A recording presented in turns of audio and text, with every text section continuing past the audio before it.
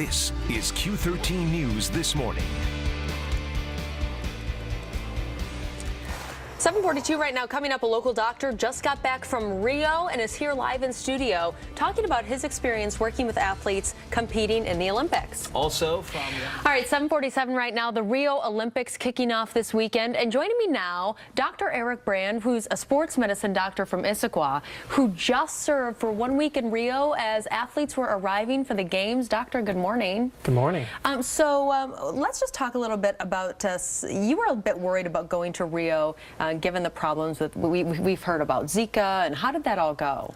With all the information on the news about Zika virus and viruses and bacteria in the water, it's hard not to be concerned. But I think the best thing to do is to arm yourself with facts about what the risks actually are and how to mitigate those risks. And I guess we should clarify that you were actually in Rio. You were serving as one of the team doctors for the rowing team? That's right. I was working as a sports medicine doctor for the organizing committee on the rowing course. Right. What an experience. That is very cool. It was terrific for me. Yeah. I do want to ask you, because your fiance is expecting. Congratulations. Thank you very much. Was there any concern with Zika there? You mentioned that she didn't go, but you were there for a while.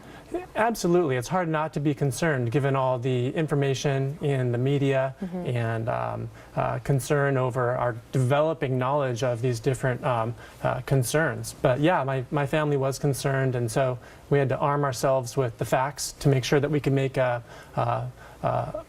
measured decision about whether or not it would be safe, and we determined that it would indeed be safe for me to participate. And when you talk about the facts, we were actually just talking about the actual chances of getting Zika. It is quite low. The actual chances of getting Zika down there are less than 1 in 100,000, so pretty low. Yeah, so there's still a chance, but I mean that's a really, I didn't realize it was so low actually. Yeah. So talk a little bit about, you mentioned some ways that you helped guard against Zika while you were down there. What did you do exactly? Certainly, even though the risks are low, it's always smart to try to mitigate the risk whenever you can. So I soaked my clothing in permethrin, as well as putting DEET bug spray on my hands and my neck and my ankles that were exposed.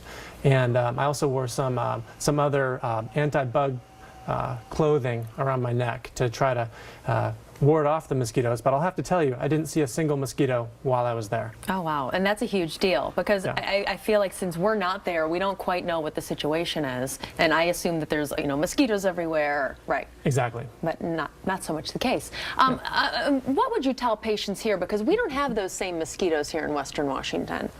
The mosquitoes that are down there are the Aedes mosquitoes that are the same ones that transmit malaria and dengue virus and any number of other mosquito-borne viruses. So mosquitoes spreading disease is not a new thing, especially in more warm climates. So the mosquito that does that travels no more than 1 mile. Oh, wow. So that's why you'll hear a lot about local control, making sure there's no standing water, things like that, around where you're living. And which is what we've been talking about, what they're dealing with in Miami right now, one neighborhood just outside of Miami. Dr. Eric Brand, thank you so much for being with us. And wow, what a trip, getting to go to Rio. That is so cool. Yeah. And appreciate it. Yeah. All right, 7:50 right